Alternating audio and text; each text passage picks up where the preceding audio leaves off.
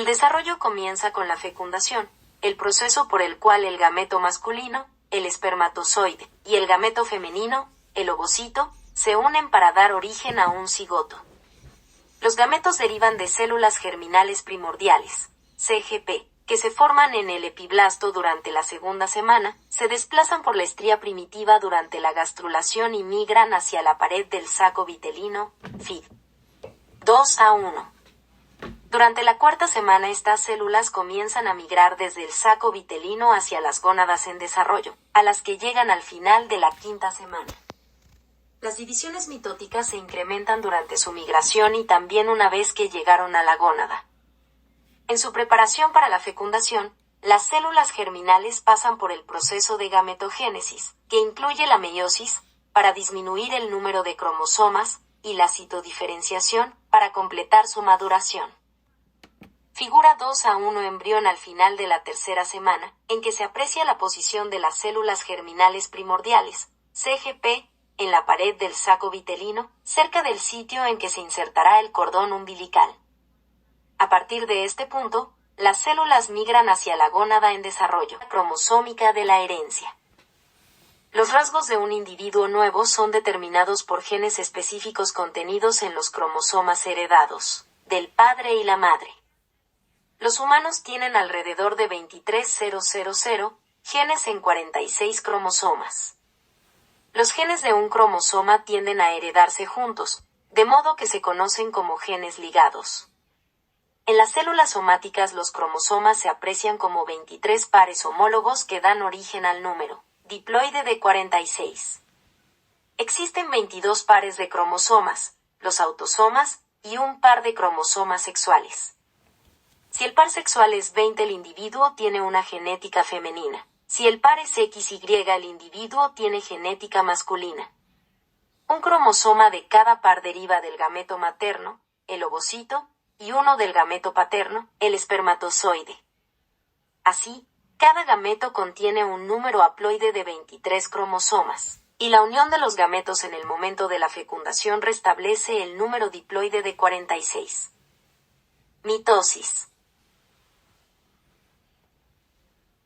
La mitosis es el proceso por el cual una célula se divide y da origen a dos células hijas con una carga genética idéntica a la de la célula progenitora, Fig. 23. Cada célula hija recibe un juego completo de 46 cromosomas. Antes de que una célula inicie la mitosis, el ADN de cada cromosoma se duplica. Durante esta fase de replicación los cromosomas son en extremo largos, se extienden en forma difusa por el núcleo y no pueden ser reconocidos con el microscopio de luz. Al iniciar la mitosis, los cromosomas comienzan a enrollarse, contraerse y condensarse. Estos eventos marcan el inicio de la profase. Cada cromosoma queda constituido entonces por dos subunidades paralelas, las cromátidas hermanas, que se encuentran unidas por una región estrecha común a ambas, que se denomina centrómero.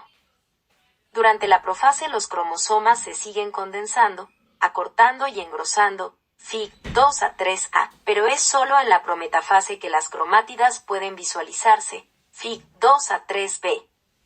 Durante la metafase los cromosomas se alinean en el plano ecuatorial y su estructura doble puede observarse con claridad, Fig. 2-3c. Cada cromosoma está unido a microtúbulos que se extienden desde el centrómero hasta el centriolo para formar el puso mitótico.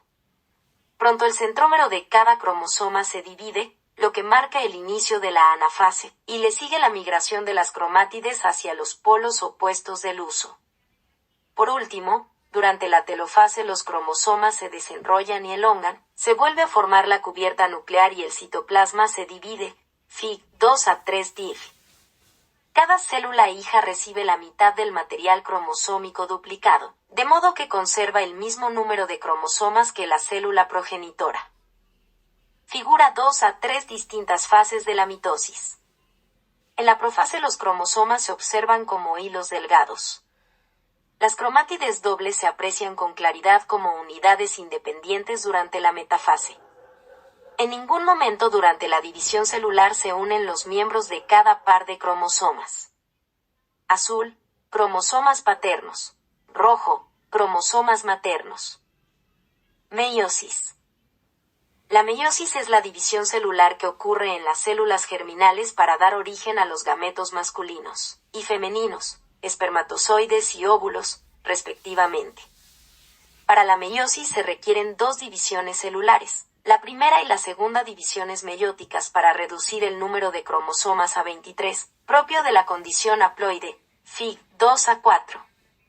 Al igual que en la mitosis, las células germinales masculinas y femeninas, espermatocitos y ovocitos primarios, copian su ADN al inicio de la primera división meiótica, de tal modo que cada uno de los 46 cromosomas se duplica para formar cromátidas hermanas.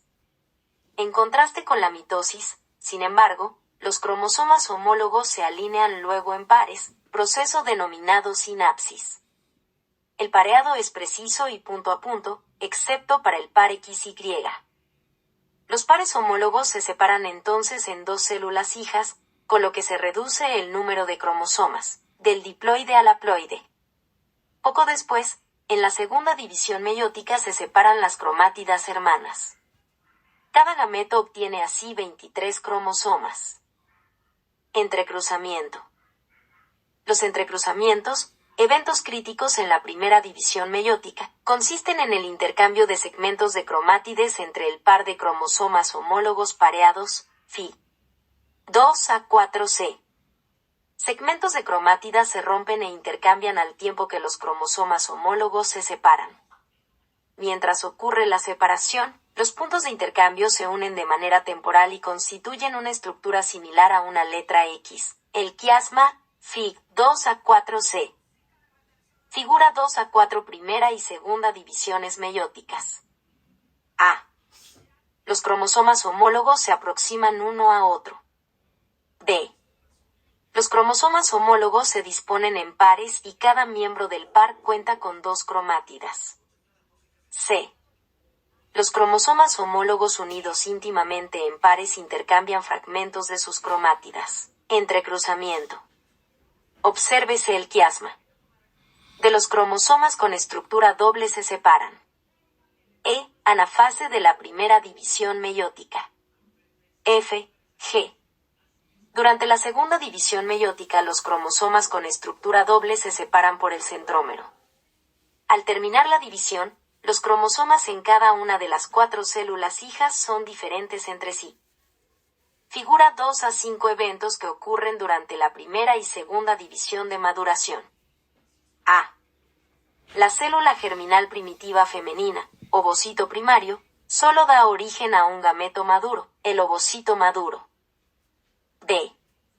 La célula germinal primitiva masculina, espermatocito primario, da origen a 4 espermátidas, las cuales se convierten en espermatozoides. Los 30 a 40 entrecruzamientos aproximados, 1 o 2 por cromosoma, que ocurren en cada primera división meiótica son más frecuentes entre genes muy alejados uno de otro en el cromosoma, como consecuencia de las divisiones meióticas.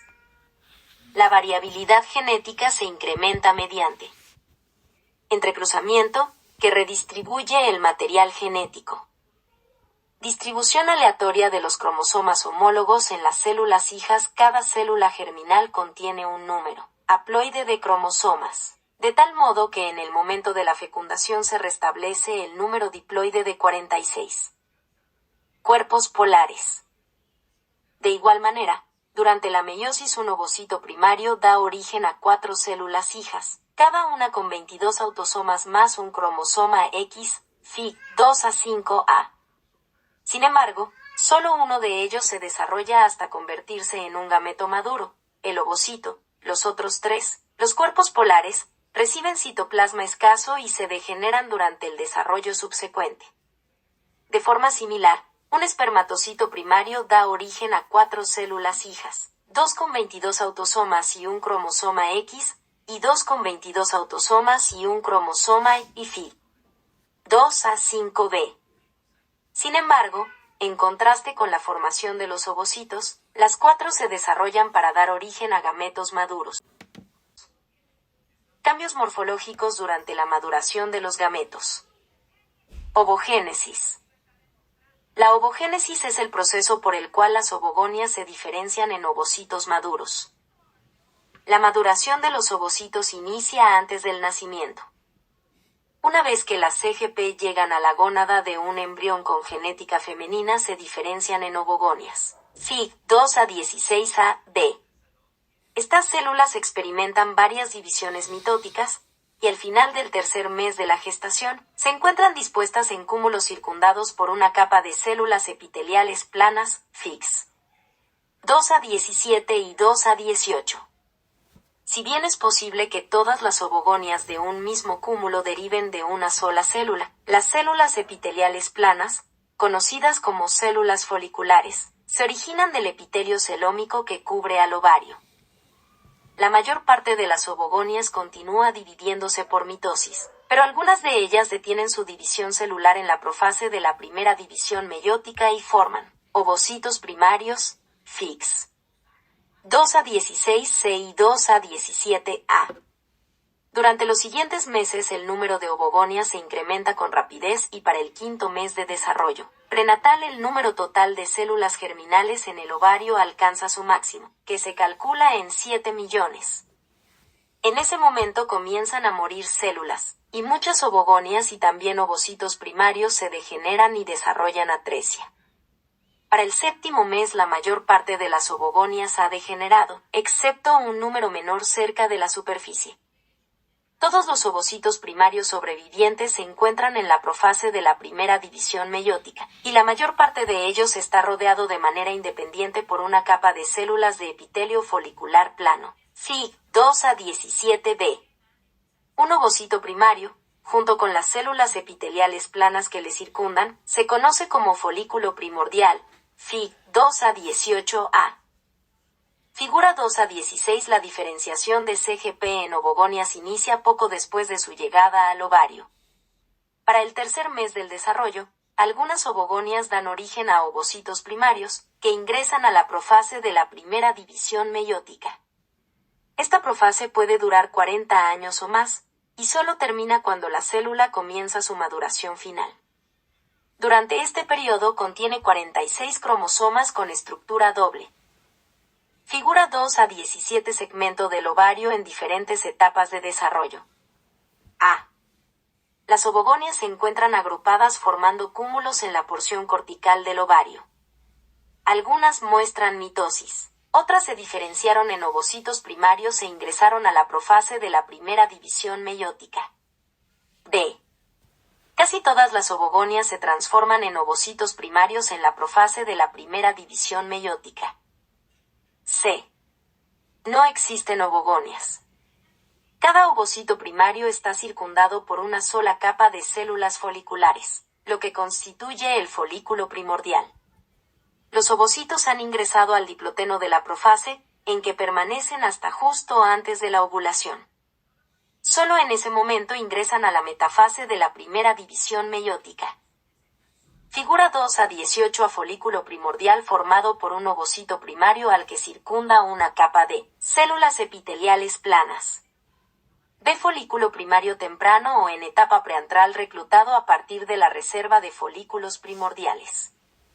Al tiempo que el folículo crece, las células foliculares adquieren conformación cúbica y comienzan a secretar la zona pelúcida, de la que pueden observarse parches irregulares sobre la superficie del ovocito. C. Folículo primario maduro, preantral, en que se aprecia a las células foliculares dando origen a una capa estratificada de células de la granulosa, en torno al ovocito, así como la presencia de zona pelúcida bien definida. La maduración de los ovocitos continúa en la pubertad. Cerca del momento del nacimiento todos los ovocitos primarios han ingresado a la profase de la primera división meiótica, pero en vez de avanzar a la metafase ingresan a la etapa de diploteno, una fase de reposo propia de la profase, que se caracteriza por el aspecto de la cromatina similar al del encaje, Fig. 2 a 17c.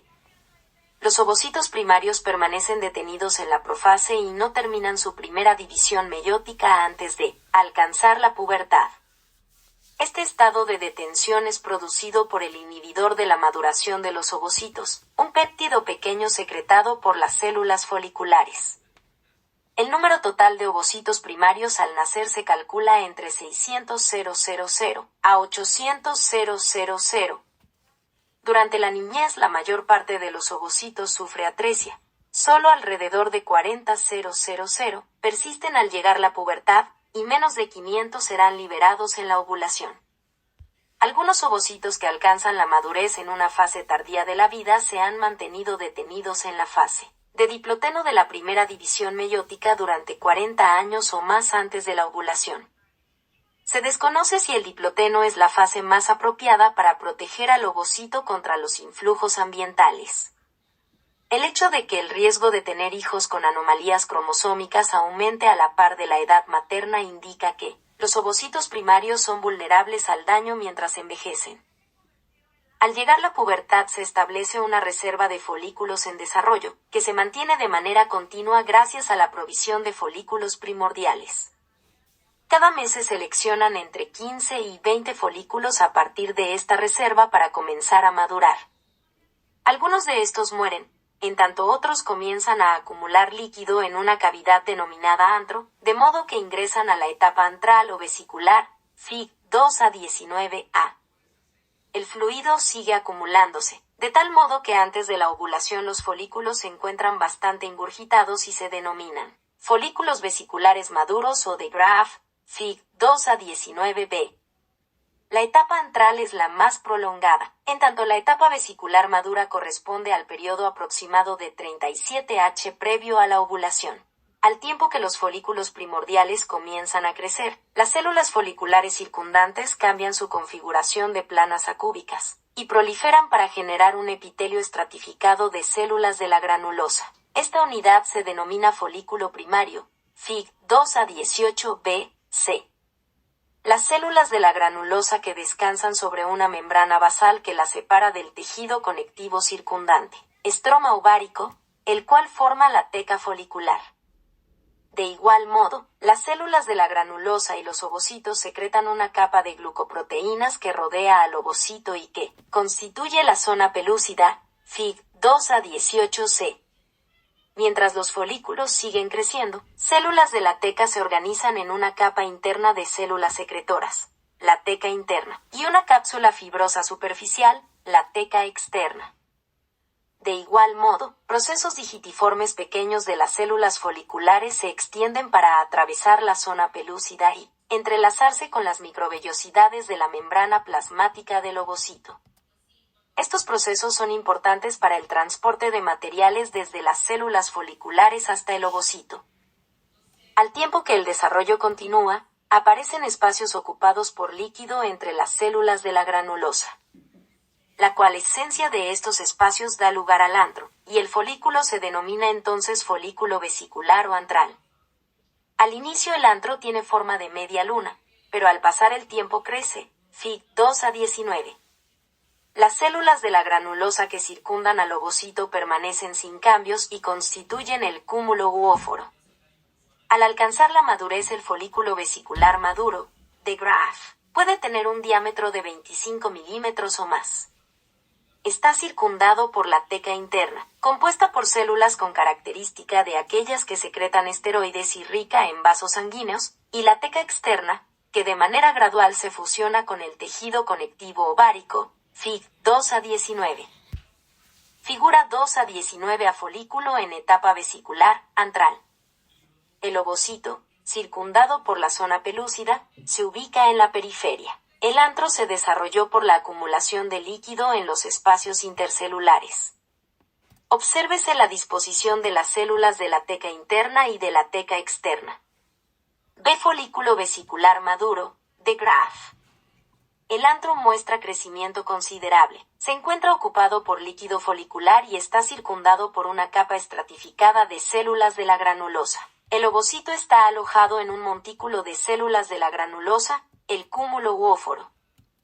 En cada ciclo ovárico comienza a desarrollarse cierto número de folículos, pero por lo general solo uno alcanza la madurez completa. Los otros se degeneran y se vuelven atrésicos. Cuando el folículo secundario está maduro, un pico de hormona luteinizante, LH, induce la fase de crecimiento preovulatoria.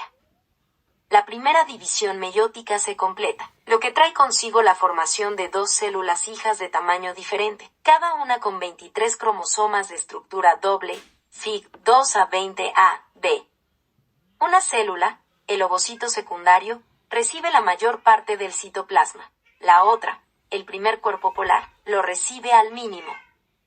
El primer cuerpo polar queda alojado entre la zona pelúcida y la membrana celular del ovocito secundario, en el espacio perivitelino, Fig 2a20b.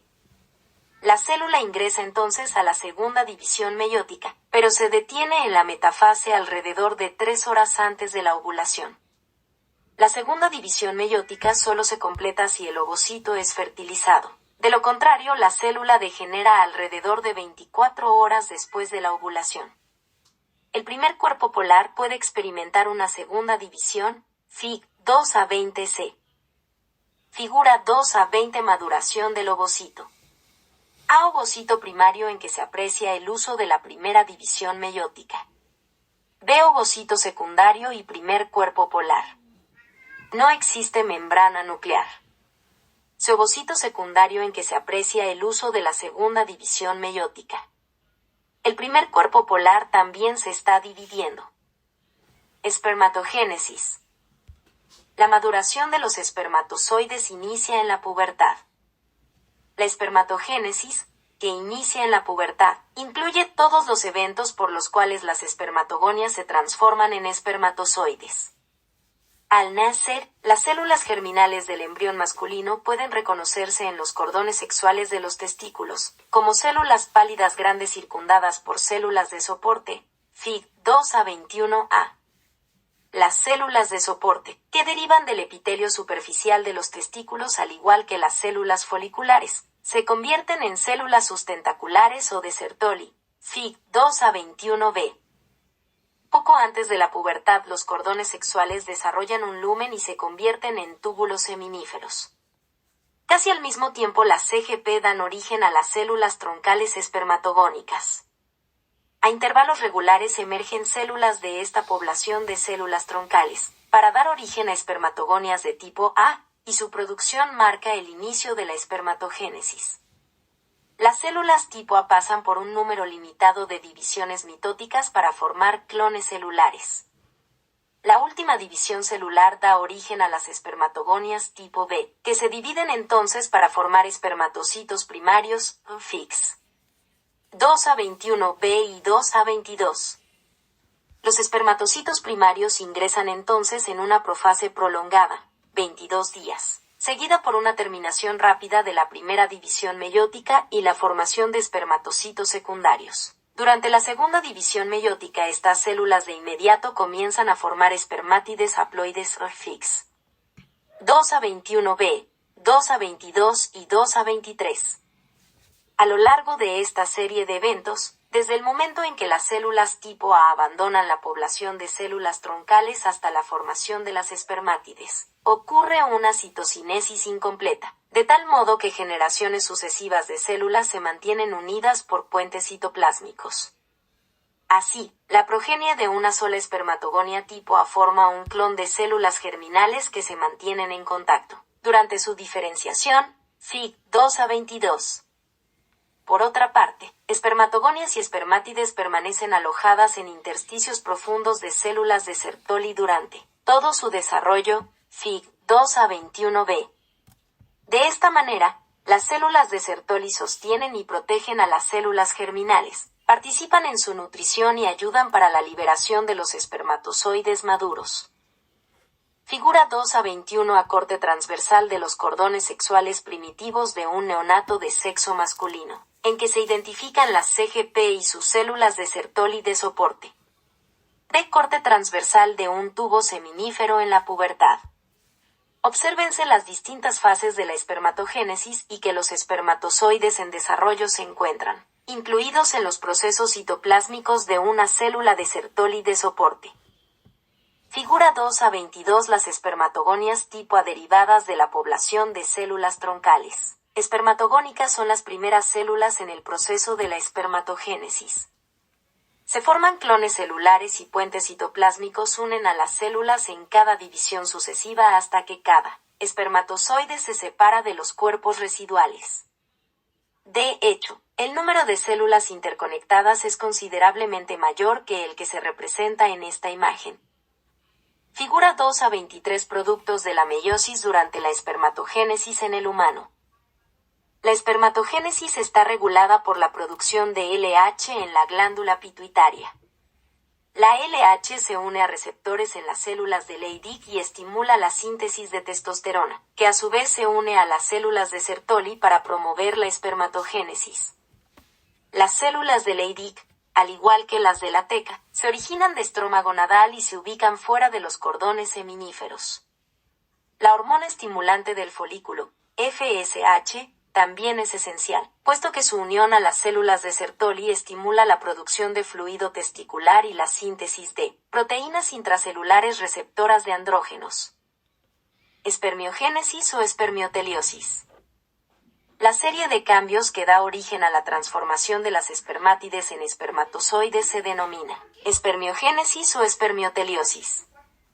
Estos cambios incluyen 1. La formación del acrosoma a partir del aparato de Golgi, que cubre la mitad de la superficie nuclear y contiene enzimas, acrosina y hialuronidasa, que facilitan la penetración al óvulo y sus capas circundantes durante la fecundación, Fig. 2 a 24. 2. Condensación del núcleo por sustitución de histonas por protaminas. 3. Formación del cuello, la pieza intercalar y la cola. Y 4. Eliminación de la mayor parte del citoplasma una vez que los cuerpos residuales son fagocitados por las células de Sertoli. En el humano, el tiempo que se requiere para que una espermatogonia se convierta en espermatozoide maduro es alrededor de 74 días, y cada día se producen cerca de 300 millones de espermatozoides. Cuando los espermatozoides completan su formación, ingresan al lumen de los túbulos seminíferos. A partir de ahí son impulsados hacia el epidídimo por elementos contráctiles ubicados en la pared de los túbulos seminíferos. Si bien al inicio su motilidad es escasa, los espermatozoides la desarrollan en su totalidad durante su estancia en el epidídimo. Figura 2 a 24 etapas importantes en la transformación de la espermátide humana en espermatozoide.